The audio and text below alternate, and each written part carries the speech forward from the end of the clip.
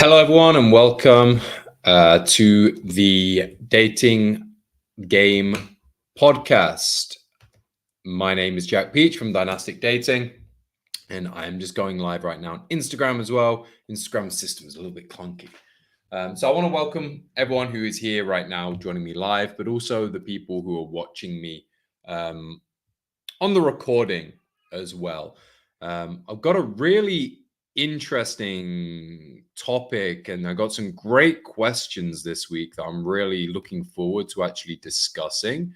And hopefully, you'll find them very, very, very useful because sex is basically what we're going to be talking about today, and the various different forms of challenges which take place during Christian dating situations, Christian relationships, what kind of boundaries that we need to have around sex and the like.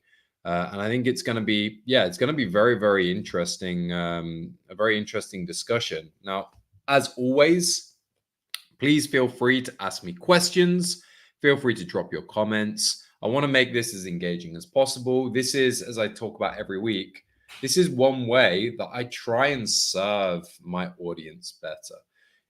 Like my first ministry is to my family. My second ministry is my business. It's the way that I can really help people like yourselves who are watching this. Obviously, my clients are the people I can best help, but I can also serve people through my content. I can serve you guys through things like this. And this is a way for you to get access to my brain for free. You don't have to pay anything. All you have to do is ask questions and DM me. So I'm going to be talking, as I say, a lot about sex today. Now, while we wait for people to filter in and come join this, I am drinking my coffee. I've got some Ethiopian coffee, natural process. It's got a really great flavor of almost a kind of cherry bubblegum. It's got that little bit of dustiness you sometimes get from some Ethiopian coffees, but it's not my favorite note, dust, but the actual, you kind of get it at the back of the throat. But the actual cherry bubblegum flavor is delicious. Really, really good. Okay, I can see people joining. So I just want to say thank you guys for joining. Just a reminder as well that you can watch this on Twitter. You can watch this on Instagram. You can watch this on YouTube. It's live on all three platforms. I can see people on all three of those platforms right now. If you're watching on one of those platforms and it makes better sense to watch it on another one, it's easier. The functionality is better. Feel free, just search for me, Jack Peach Dynastic Dating on YouTube or Jack Peach Dynastic Dating on Twitter or on Instagram. I'll be honest, if you're on Twitter or YouTube, you probably shouldn't switch to Instagram. It's just not as functional for this kind of stuff. But if you're on Instagram, maybe you want to go to one of the other ones. Okay, cool. So let's get into it then. Let's really get into what we are here to talk about. And before we do jump into talking about sexual boundaries, sexual shame, how to build sexual chemistry as a Christian, and just all these different topics of Christian sex, I would like to just quickly say a quick prayer to kind of just open this discussion. So just bear with me one moment, please. So, dear our Heavenly Father, we thank you for this time together where I can share some insight and some wisdom with the people who are here in this live chat. Pray that you'll bless this time. Pray that you'll bless my words. Pray that you'll guide me with wisdom in a way that's in accordance with your teachings, in a way that can best serve those listening here. Pray that you also bless them with wisdom and strength in their dating lives so that they can make the right decisions and find a relationship in the future that leads to marriage and glorifies you, Lord. So we thank you for this time and pray this in Jesus' holy name. Amen. All right. Thank you guys so much for waiting and joining me. So let's get into it. So I got a really great question from actually a former client, which, just as an aside, if you guys are former clients, you don't need to ask me questions on this. Just DM me. You've got my contact. You've either got my WhatsApp or you've got me on my Slack channel. Just reach out to me there. You don't have to go through these channels. But I appreciate the question because it is actually a very good question. And it's also a good sign because when someone's asking me about this kind of stuff related to dating, it probably means that they are in they're dating someone at the moment and it's going well. So that's, even though he's not, not reached out to me kind of directly in this regard, it is a good way for me to help some other people through his questioning. So he asked me, on the next episode of the Christian Dating Game podcast, please talk about defining, setting, and talking about each other's boundaries when you're dating as Christians. When dating, even as a Christian, you both need to have sexual chemistry. However, as a Christian, may have boundaries around definitely sex before marriage, but also things like kissing, hugging, etc. Please talk about how to have a healthy and productive conversation about this topic when you initially start dating. Thanks. And he puts his name. I obviously know him quite well, better than most people ask me these questions, as he is a former client. But I think the first thing to talk about here is how to have a healthy and productive conversation about this topic when you start dating. Now, the first thing I would say is, depends how early you are into the dating process when you begin to talk about these kind of topics. Now, a big flaw that I see a lot of Christian dating kind of advice and Christian dating coaches talk about is, I think they actually overly formalize the dating process early on, where everything has to become like a figuring out of this kind of thing, where on the first date, you're going to be immediately talking about boundaries, your goals, whether or not you want children and things like that. And I take a much more relaxed approach where I think, and I know, in fact, that these conversation topics come up when they need to come up. And you don't need to force them. You don't need to bring them in. You don't need to, okay, on the first date, let's define our boundaries in a relationship. No. The first date, the first thing you need to figure out is whether you even like this person and you want to spend time with them. Beyond that, like, who really cares about that other stuff yet? Now, when I say who cares about that, that isn't to say it's not important. Clearly it is. Clearly this kind of conversation is an important one to have. But when you bring it in, it should be at a point where you've already figured out this is someone you like. You've already figured out that that you've done some of the kind of pre-screening stuff, that realize they're someone who could potentially be in a relationship. And then at that point, you can say, okay, this is something that I may be serious about. Let's think about whether we're going to move forward and how we are going to do that. And at that point, you can bring in a conversation about sexual boundaries, things like kissing, hugging, etc. Now, I want to put a pin in the things about kissing and hugging, because I want to talk about that almost in a separate point.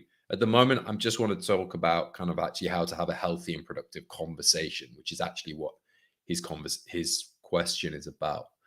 So to have a healthy and productive conversation about this, the first thing that you're always looking out for is what I call kind of like golden opportunities. The last thing you want to do, okay, there's always some nuance. Sometimes you do want to do this if there's, it's been a while and it's a pressing topic, but the last thing you generally, as a general point, want to do is to crowbar difficult conversations like this in.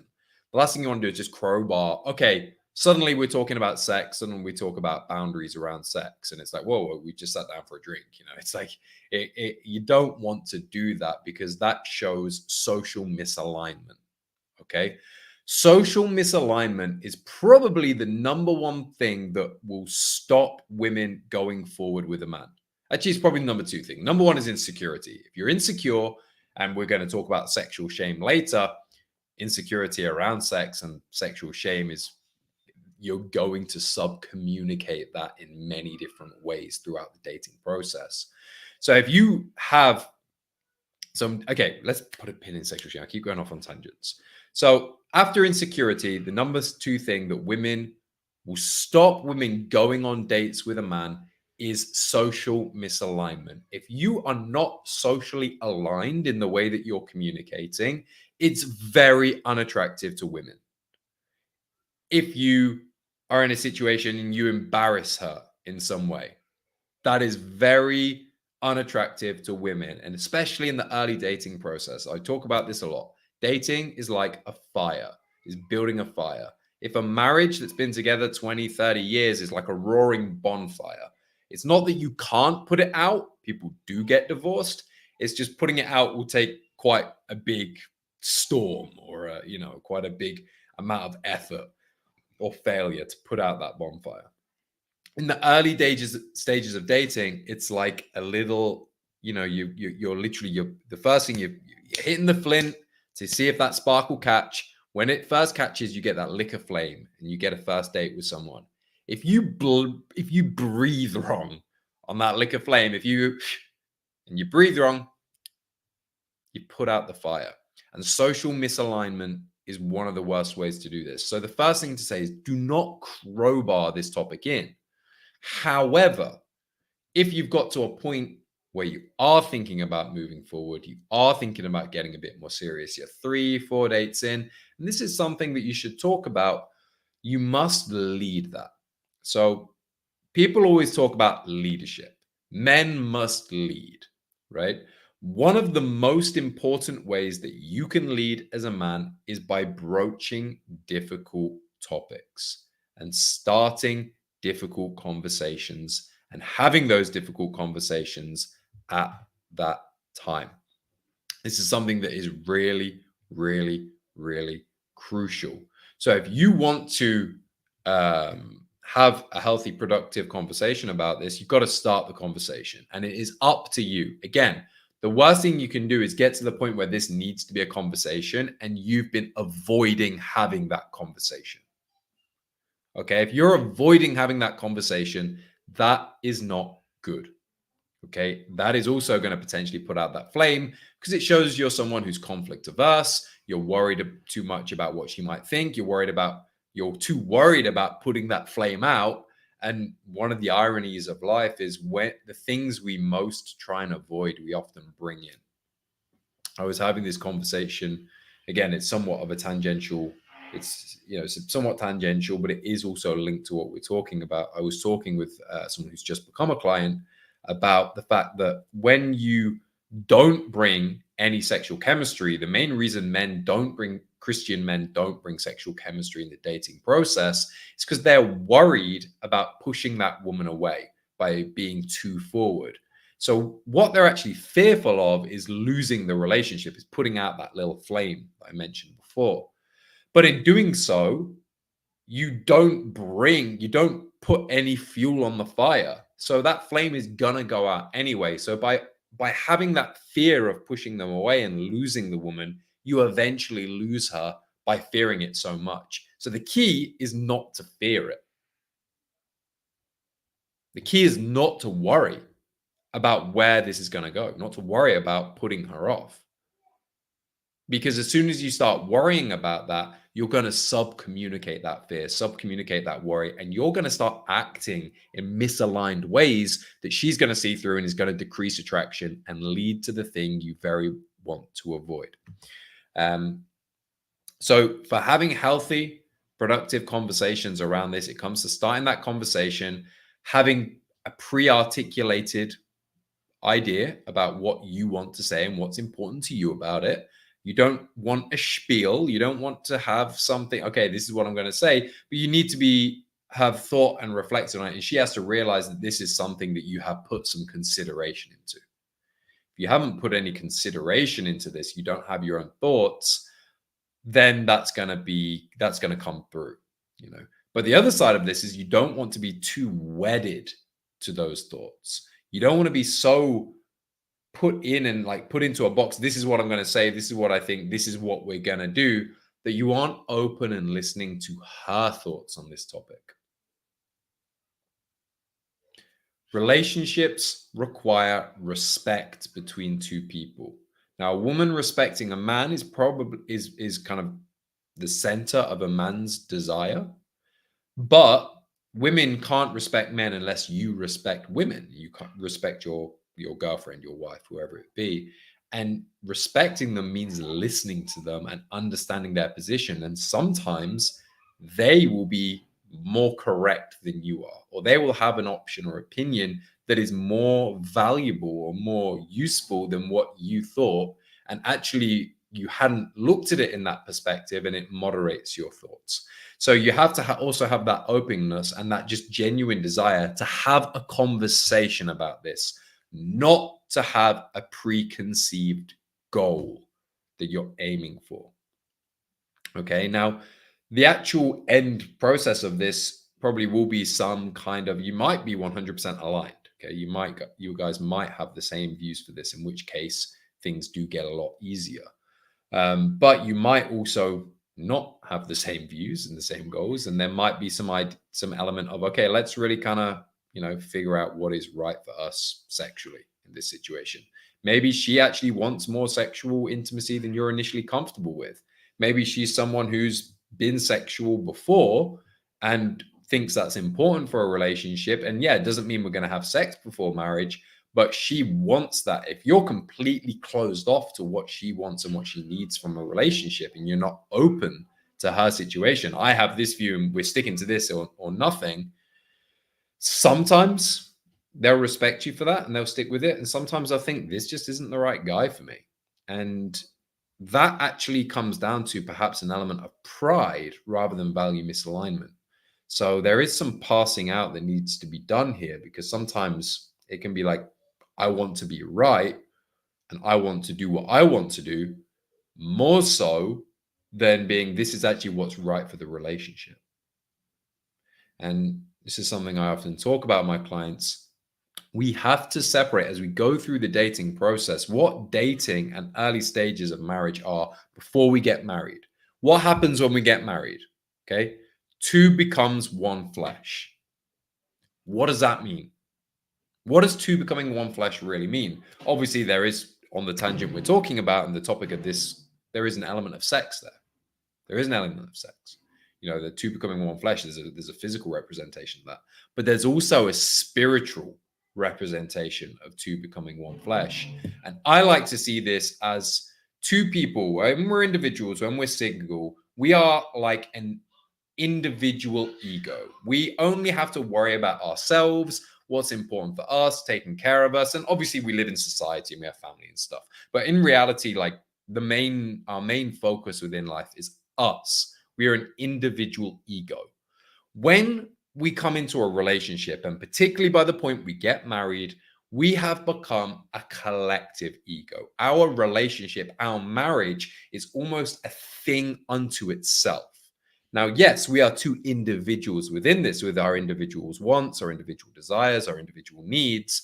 But a relationship, a marriage, is how do we amalgamate these two things, and understanding that our needs, our wants, our desires interact with this other person, and we can't be 100% selfish within this dynamic.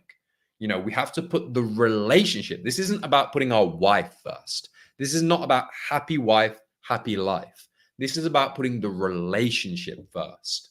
What is good for our marriage? What is good for our relationship? And that is the lens you must always view these things through.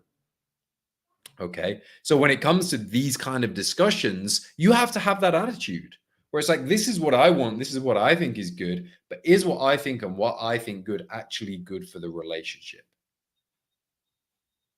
That's leadership, is figuring that out by having an openness, having the archetype of servant leadership, where we hear what our partner has to say, what they are adding to this discussion, what they want from this, and then taking a decision based on things there.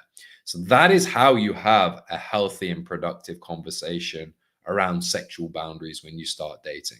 You don't do it too soon. You do it at just the right time. You do it when the golden opportunity presents itself, which is, we're already talking about something tangential, and therefore we can transition that topic into talking about this. We don't crowbar it in, and we have a preconceived we have our own ideas about what is right, but we're not wedded to them, and we have an openness in hearing and listening to the person that we either are in the process of beginning to love, or are trying to see if we can love them, or we already love them. And therefore, no matter what stage in that process you are, you should respect this person. You should care about what they have to say. Whether or not it's, fully love. Like, I've been with my wife 8 years. Like, I really love her, and I should 100% take her opinions, thoughts, beliefs into account in every decision I make. But that doesn't mean when we were 3 months into a relationship, I didn't love her in the same way I do now, but it meant I still had that openness to listen to her because I respected her as someone who I had potential to one day marry. And that's, again, always the kind of attitude we should have. So I hope that really answered that question about how to have a healthy and productive conversation around this. And really, one thing to mention about this too is you need, what's more important than all this in terms of the actual success of the conversation is your ability to follow conversational threads and plug into the emotional undercurrent of the conversation. This is the heart of everything that I teach my clients, is when it comes to actually in these conversations, how do you follow your emotional flow? How do you connect into her emotional flow? How can you make her feel when you're having this conversation that this isn't me trying to get something out of you? This is us having a two-way conversation, a flow of energy, a flow of information, a flow of emotions that connects us in a way that she feels like this guy really cares about me. And he's saying this and figuring this out to make this relationship work, to make our sexual situation be one we're both healthy and happy and comfortable with, while we're still getting our sexual needs met and we're getting our intimacy needs met within this relationship in a way that works for both of us. And I can feel he's 100% invested in me in this conversation. And that is the key to any good communication with women, whether you're in the first date, whether you're having this conversation 4 or 5 dates in, whether you're 8 years into a relationship as I am.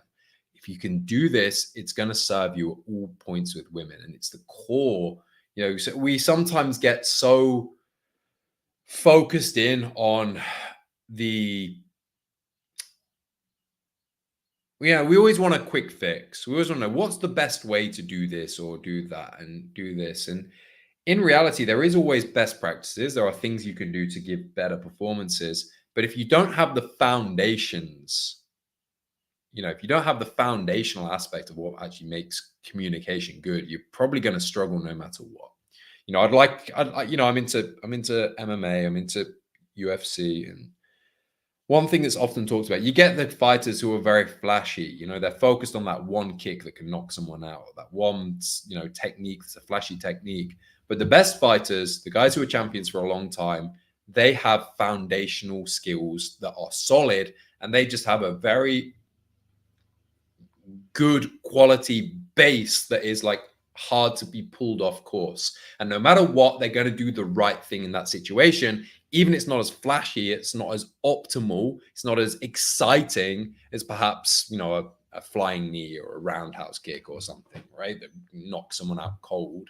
But if they just get foundational, good striking, good wrestling, and you can't take them down, you're going to be a very effective fighter in the UFC. It's very much the same when it comes to dating. That if you have a very good communication style, you're able to communicate well, you're able to build emotional connections, build emotional chemistry, build sexual chemistry, as we're going to transition onto that topic in a moment, then all the other stuff is kind of just the fluff on top. It's like the cherry on the cake. The cake is being able to emotionally communicate. And if you can't do that and you have emotional blockages that are holding you back, then everything else is meaningless. It's not meaningless, but it's like just putting icing on its own without a cake. It's like, yeah, it's sweet, it's sugary, but how much icing do you really want to eat? Not that much without the foundation of a cake. And if you're interested in learning more about emotional communication and building that emotional connection, I do have a free guide on how to connect as a Christian man. Under this tweet on Twitter, under my, in the YouTube description box, there will be a link to actually my other free guide, but you will also receive the other one. There's a little tip and trick for you. You receive both free guides when you download one. So if you want to get better at your emotional communication skills, please, download that free guide. It's free, and it will help you with this, and we'll explain a bit more kind of like the details of how to actually do this and how to actually build that emotional undercurrent. So yeah, this was a really great question, and I want to jump onto the kind of, this wasn't a question of his, but it's something that he mentioned within here which bears talking about, and bears detailing. And by the way, guys, if you have any questions about anything I've talked about, anything I'm saying, please drop your questions. Please put them in the live chat. I'd love to respond to them. This is my way of serving you guys. It's my way of really helping serve my audience. I really, really, really want to be able to help you guys in the best ways that I can. And if you have some confusion about this, let me know. Let me serve you. Let me help you. This is my mission. This is my ministry, is being able to really help single Christian guys like yourselves have better relationships. That's ultimately my goal. I want more Christian men to get married and have families and reinforce the church. I want to change the way that we talk about dating within the church. If you heard a Christian dating coach talk before, they probably aren't saying what I'm saying. There's a reason for that. And there's a reason why my clients get such success and a lot of these other ones don't. It's because there is a specific methodology, and the way that the church talks about dating, sex, and relationships today needs to change. Maybe not so much relationships actually, but sex and dating for sure. Sex within relationships, again, probably doesn't need to change, but in the dating process, we need to adapt to the climate we're in. So yeah, if you have any questions, and that coffee is delicious. It is. It's like cherry bubblegum. Really, really delicious. Yeah. So the other thing he said, this guy within his question, is in kind of the middle of the part, he's talking about boundaries, etc. When dating, even as a Christian, you both need to have sexual chemistry. Correct. However, as a Christian, we may have boundaries around definitely sex before marriage, but also things like kissing, hugging, etc. Now, this is a problem that we have within Christian dating conversations around sex. Should you have boundaries around things like kissing and hugging? Should you even touch her? Yes, you should touch her. Yes, you should be kissing. Yes, you need to bring that element of physical intimacy. And I want to tell a story of a guy that I talked with, a client of mine I talked with earlier this week. And he's someone who has been divorced. He's Christian. He got married. They reserved to have sex after marriage. They had no sexual intimacy before they got married. They were in their early 20s. They married, and now they're divorced. Why? Because they were both dealing with sexual shame, which actually led them to hold off that sex until marriage. And then when they had sex, it was so awkward and there was so little chemistry, and they were both dealing with these problems of sexual shame to such a great degree that when they finally came to the point where they had sex, it was awkward, it was uncomfortable, and they never overcame these issues. And he told me they got counseling, they got therapy, and they tried to do everything they could. They could never overcome their sexual problems. Why is that? Because part of intimacy, you cannot divorce emotional intimacy from physical intimacy. Okay? People think you can. People think emotional intimacy and physical intimacy are these two separate things that are 100% divorced. There's a dividing line between them, and you can be emotionally intimate with a woman before marriage, but you can only be physically intimate with her after marriage. And you have to keep these two things separate. And that's okay if you're getting married within 3 to 6 months, as people historically did within the church. And you can hold off that sexual intimacy for 3 to 6 months, no problem. We can do that. I would recommend, I wouldn't recommend rushing into anything. I don't think you should be kissing on the first date. I don't think these things. You need to allow there to be that build up and that tension build up before you get that release and that escalation of whatever it might be, kissing or anything else that early on. So I just saw Nightmare Driven asking on Instagram. It's on my bio on Instagram. Sorry, Nightmare Driven. The free guide is on my bio on Instagram. On Twitter, it's under the thread, and on YouTube, it's in the description box. Sorry, I didn't see your comment earlier. Yeah. So the sexual intimacy and the emotional intimacy cannot be divorced. They are not separate. You're welcome. The sexual side of things and the physical side of things are 100% connected to the emotional side of things. The more physically close you are to someone, the more emotionally close you are with them. Unless you don't have that emotional chemistry, which is when someone kind of invades your personal space, you feel uncomfortable because you don't have that emotional closeness, right? So when a stranger comes in and gets very close to you, you feel really uncomfortable. Well, actually, the opposite happens during the dating process when you feel emotionally close to someone, but they won't get physically close to you. The opposite happens where you feel they're actually distant from you. You feel this person doesn't want to be with you. They don't want to be near you. They don't like you because they are physically putting apart and physically they are putting a barrier between you. This is why on a first date, this is why dinner dates or first dates generally don't work. You've got a table between you. You've got physical distance. It's the whole concept of eating. Eating is a bonding thing, but it's not a flirtatious thing. It's not a chemistry building thing. And when you then put that distance and you put that barrier between you, it makes it very hard to build emotional intimacy. So whenever you're on a first date, one of the first things you want to be doing is trying to be somewhere or do something which puts you physically close to each other. Again, that doesn't mean you have to do anything. It just means that you are physically close to each other. You're sat at a bar next to each other. Your knees are touching. It means when you sit in a coffee shop, you go and sit next to her rather than opposite her. It means when you're on a walk, you're not putting a 6-foot gap between you when you're walking. You don't have to be touching on that, but you want to have some closeness there because it makes people feel like you're closer to them. Okay, so when you are 3 dates in and you're talking about, okay, like what are we going to have a boundary about hugging? Well, number one, that shows that you're just very uncomfortable with physical touch. You're probably dealing with sexual shame. We'll talk about sexual shame in a bit because I mentioned it in the lead into this story. And it means that there's going to be a point where you're going to get stuck in your intimacy with this person. You're going to get to a point where you hit a plateau and you can't move past that plateau. And that's when things fizzle out.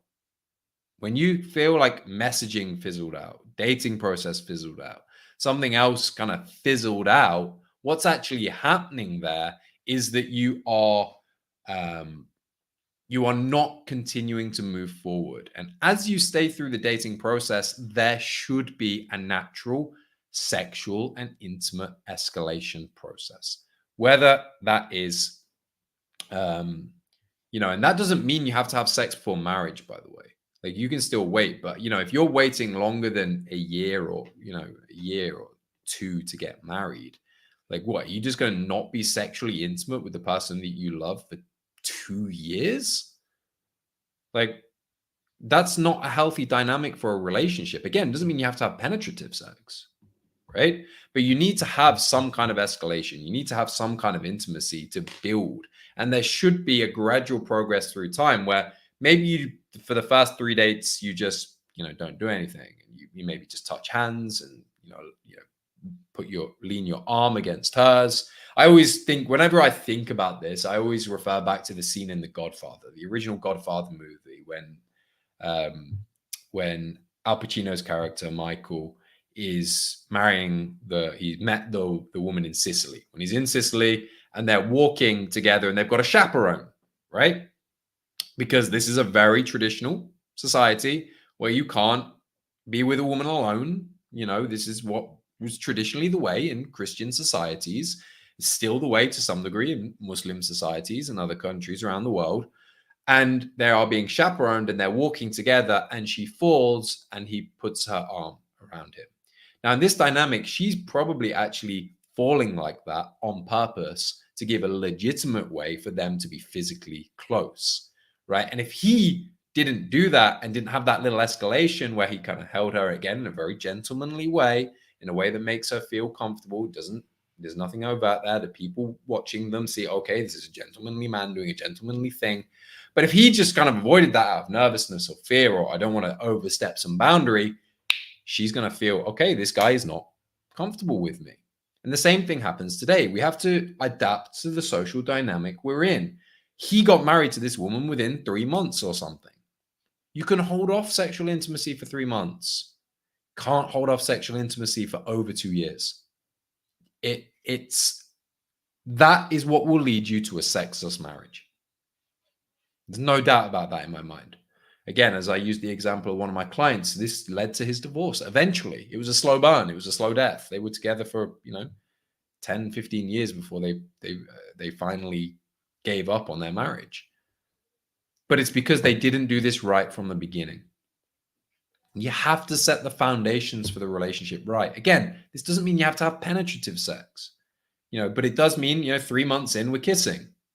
6 months in, we're getting frisky without having, anything further than that. But we're, being alone and we're getting some kind of sexual chemistry. We're making out. We're still maybe clothed and we're not doing anything more than that. But we're really, feeling that sexual chemistry together. We're getting turned on around each other.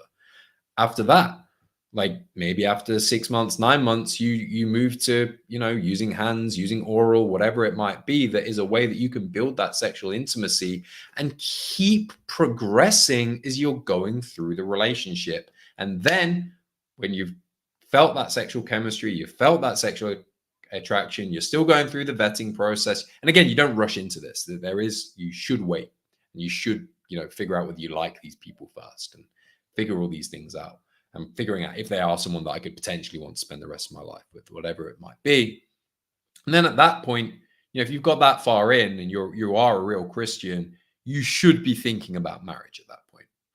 Like a friend of mine, Taylor Burrows, she's a good friend of mine. She's one of the few other dating coaches I would recommend. She says, you shouldn't be thinking about that kind of thing for 2 years. I just disagree with that personally. Like for me, if you have good discernment, you can figure out someone within 6 months. And if you can't, it probably means you're not spending enough time with them and you're not doing enough. And there are ways you can speed up this process as well, which I could talk about another time.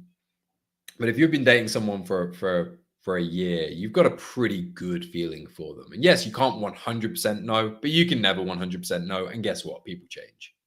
People do change. So you can have the greatest relationship in the world, but then suddenly someone has something happens to them and they change. You don't deal well with a traumatic event that happens in your life and it changed. My wife and I, we had a disabled son. We've lost our son. Our son passed away over a year ago now. The statistics on people who get divorced when they have a disabled kid, like only 25% of couples stay together in that situation. So you can have the greatest relationship in the world. Suddenly you're hit by a tragedy and the relationship can break down and fail. You don't know what life's going to throw at you. And sometimes being overly cautious is not a good thing. Now, you don't want to be too reckless in the other direction, but just constantly putting off, trying to tick every box, it's neurotic. You don't need to. You need to take some risks in life, especially as a man. And you need to be able to be aware of these things. And again, me and Taylor, I'm not disparaging what she says. This is just something we differ on. I think overall, she's a great relationship coach and I would 100% recommend it. She's a friend of mine, right? She is a friend of mine. And I'm very thankful that her and Dennis have got their own little son now. And I'm so happy after knowing what they went through to get to that. We prayed for them a lot. So during their challenges. So yeah, I forgot what I originally started off. I've gone off on a massive tangent. But yeah, you don't want to be too worried about, too autistic about sexual chemistry and keeping things 100% pure. Now, you may disagree with this, but the way that I see it is God wants us to get married. He wants us to have healthy marriages that lead to healthy families that glorify Him. Okay. And if you go through that dating process in a suboptimal way that isn't 100% wrong and sinful, but it's suboptimal, it's not maybe the best way of going through a relationship, but then you get married and you have a marriage and a family that glorifies God. Do you think God really cares that maybe you didn't wait? Really? As long as you repent that and you admit that and you ask for forgiveness, say, probably God, that wasn't ideal, but to some degree, the ends justified the means. There wasn't any fallout from this. We didn't get pregnant. We didn't break up and therefore have this, and if it was needed to keep the marriage and keep the relationship intimate and to move forward, maybe that's what's necessary. This is the thing about Christianity is that we do have certain hard and fast rules, But it is much more about having character and judgment and discernment and knowing what to do right at the right time. Doing the right thing and doing one thing in one scenario is the right thing to do. Doing that very same thing in the other scenario is not the right thing to do. Jesus knew when to have cutting words and when to be, what's the word I'm looking for? There's a word, I can't think of it. Like empowering. It's not empowering. It's like, edifying. That's the word I'm looking for. He knew when to have cutting words and when to be edifying. And we need to use that judgment. And sometimes, we have to do suboptimal actions that are actually, maybe not in keeping with the actual teachings, but in terms of the ethos and what is right is the right thing to do. It's kind of the concept of, should we just be open and share, or should we, edify someone who wants to get sexually transition? Should you be understanding of someone like that? Yes, you should be understanding of why they feel like that, but that doesn't mean you should allow them to do it. Right? That means you have to probably have some hard words. You have to tell them no. You have to stop them because they're going to hurt themselves by doing this. There's going to be something that's going to damage them in the long run. It's going to damage their happiness, could permanently alter the way that they go through life. We should be understanding that there's reasons that they feel like this as an individual, but that shouldn't mean we allow them to do it. Right? We have to be strong. We have to be capable. We have to be, in that saying, hard to stop them. So this is also how I feel about sometimes within relationships and dating, that sometimes we have to do the suboptimal thing because it leads to actually a more optimal outcome for the relationship and the marriage. So I think this is something that people forget when it comes to sex, when it comes to dating. We have Christian dating in general has a very black and white view. And in some scenarios, yes, we should view it black and white. But in many scenarios, there is an element of gray there. And we are called to be Christ-like in our actions. We are not called to follow a strict set of regimen. We aren't called to follow the 63 laws or whatever it is that the pre-New Testament Jews had to follow. It's not Islam, where there is hard and fast rules that you have to follow. It's more about being Christ-like in your demeanor and your character and being able to apply that circumstantially. At least that's how I view it, And I'm not a theologian. I could be wrong. I'm a new Christian, but at least that's how I articulate it through my life. And just a reminder, guys, if wherever you're watching this is also streaming live on Twitter, streaming live on YouTube, streaming live on Instagram, and whichever of those best suits you, please feel free to follow it there. Also a reminder that, this is my act of service for you guys. This is my way of being able to share in a much more deep level about conversation topics like this, which can, hopefully stimulate and improve your guys' relationships in your dating life and find you a marriage. It's my way of serving you. So please feel free to add comments, add questions. If you want me to articulate or espouse on any of these topics or, add some more nuance, please ask me. I'm happy. I'm happy to do this. And also, as part of my service as well, I do have free guides that you can download on my Instagram bio. If you're on Instagram, there's a free guide to help you meet and connect with Christian women, how the best ways to meet Christian women. You'll also receive another free guide, which is how to actually emotionally communicate and connect, which we talked a little bit about earlier. And this is also posted under this thread on Twitter, and it's in the description box on YouTube, depending on which platform you are watching on. Now, the other aspect of all this that I want to tackle, we're at the 45-minute mark, so we got 15 minutes maximum before I close up, and it automatically ends on Instagram. I could go longer on other platforms, but we'll see. We'll see how long this takes me. Is the idea of sexual shame. So sexual shame may well be the number one issue that I see in my Christian clients. Now, when I used to work with secular clients as well, this was something that was also an issue, but it was nowhere near as pronounced. This is one of those things that seems to be a lot more specific to Christian clients, where, again, I think it is due to the way that we talk about sex within the church, and sex is discussed. That is, sexual shame is this idea and this belief that being as a man, a sexual being, have sexual desires, having sexual urges, having the want and the need to have sex is inherently sinful.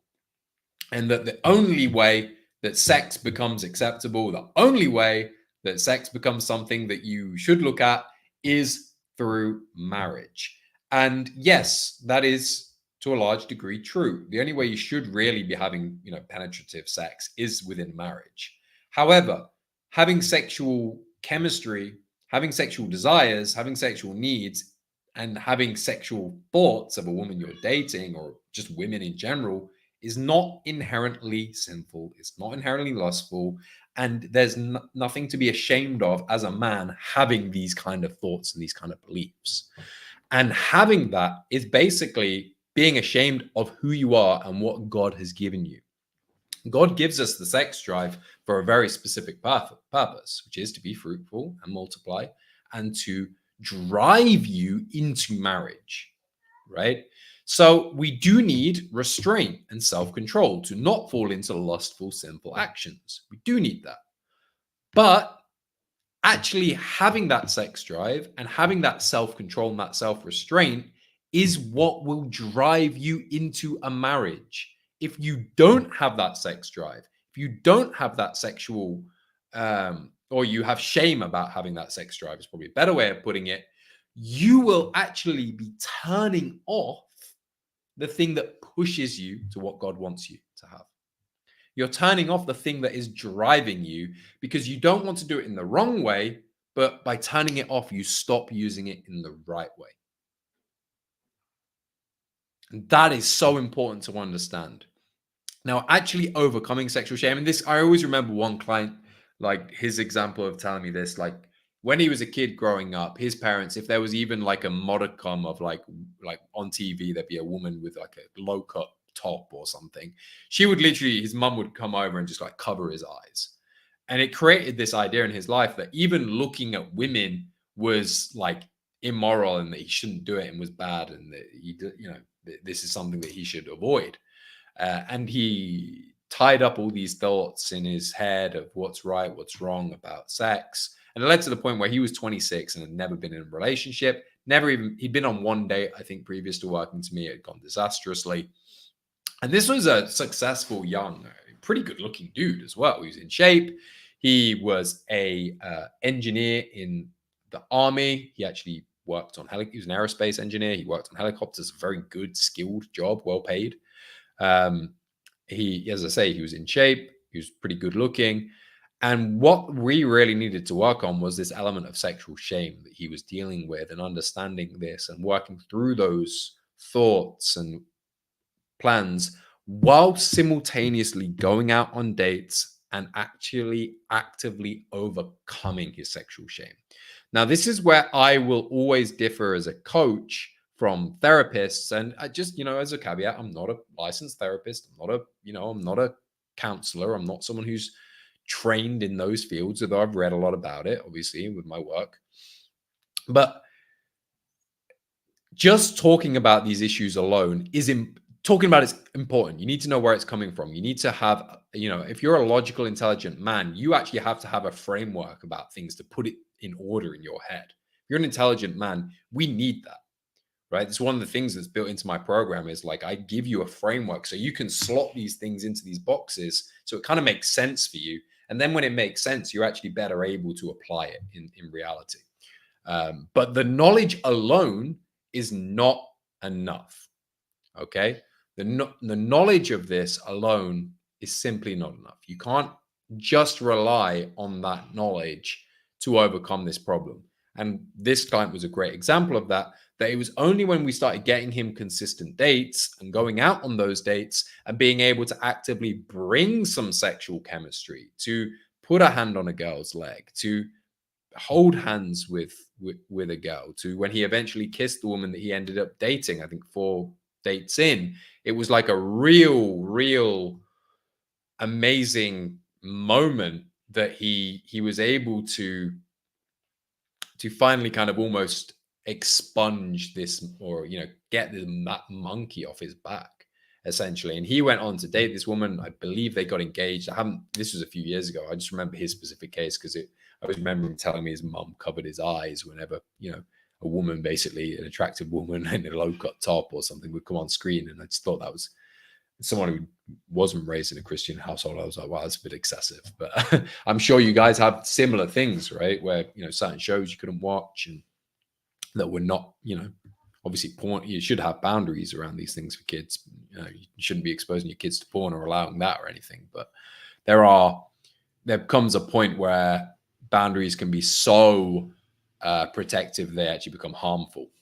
And they will create these feelings of sexual shame that will stop you, or are stopping you now, from being able to have relationships and marriages. And it's not until you work through these issues and you actively go out and put yourself into the world and meet women and actively bring sexual chemistry that you will begin to overcome these things.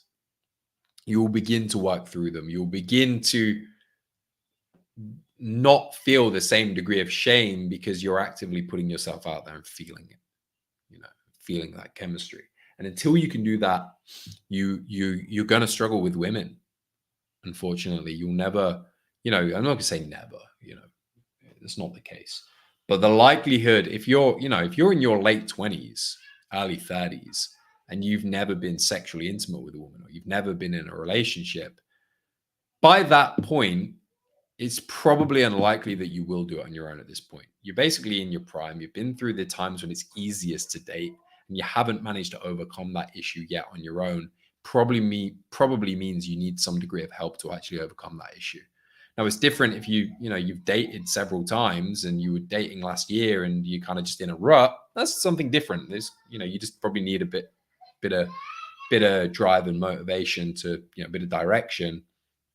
But if you've never done it, there's a deep issue that needs resolving. And until you resolve that issue, you're not going to find a marriage. Again, never say never. You can stumble into it. You may, settle for the wrong woman. You may end up just kind of accepting what you can get instead of what would actually create a happy marriage. And again, maybe there's nothing wrong with that. At a certain age, you have to have realistic expectations.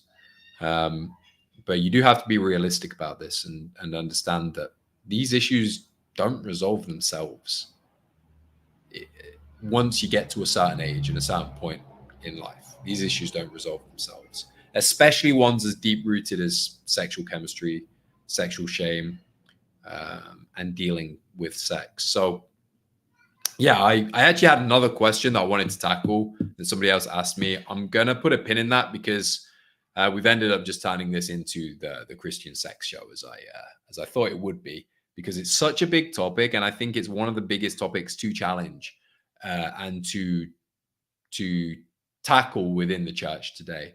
I genuinely think the church is bleeding members, and I know it's creating dissatisfaction within churches, the way that dating is talked about, and the dissatisfaction a lot of young men have with their dating lives, and young women too. And it will cause defections. It will cause people to lose their faith as they're not getting this core thing. And it's such an important thing for your life. It's such an important thing for your quality of life, your happiness, your experience of life. And there are ways to look at it within the modern lens and the modern life we live in, and still stay aligned and true to your Christian faith and what God wants of us. And we don't have to live life perfectly. We don't have to go through life perfectly, as long as we are humble and honest and repentant when we do make mistakes, and those mistakes are drawn to us, or we have, we fall into temptation or whatever else it might be. As long as you're genuinely, repentant, we are given the grace of not being held to that forever. So, yeah, so I think we'll close it up there, guys. Any final questions before we do close it up? Please feel free to ask me. This is as I keep repeating, this is my way to serve you guys. It's my way to help you out by giving access to me and my brain and my experience for free, to ask questions, to help you, overcome these obstacles. But if that's the case, we can close up. Reminder that if you want to get more kind of one-on-one training and free one-on-one training and free understanding of how I view these things, and you want to meet single Christian women to find a relationship, I have my free guide, A Christian Man's Dating Roadmap, which is going to be linked in the description box on YouTube. It's in my Instagram bio on Instagram, and it will be linked. It's also on my Twitter bio, but it's also under this live stream in the thread on Twitter as well. But thank you very much, guys, for joining me, for spending your time with me. This is by far the most watched I've ever had. Got over 400 people watching it right now over the 3 platforms. So that's really incredible, live right now. So I just want to say thank you for joining me, and hopefully this was edifying. You learned something from it, and it can help you find the relationship you want. But until then, of course, if you do want some one-on-one help, some actual one-on-one help with me, always feel free to reach out, to DM me. If you don't want to ask questions in a public setting in the live chat, DM me. I'll answer them. I'll get back to you, and we'll figure out what it is that's plaguing you and how I'll help give you a plan to overcome that. But for now, guys, God bless, and I will see you in the next one. Jack out.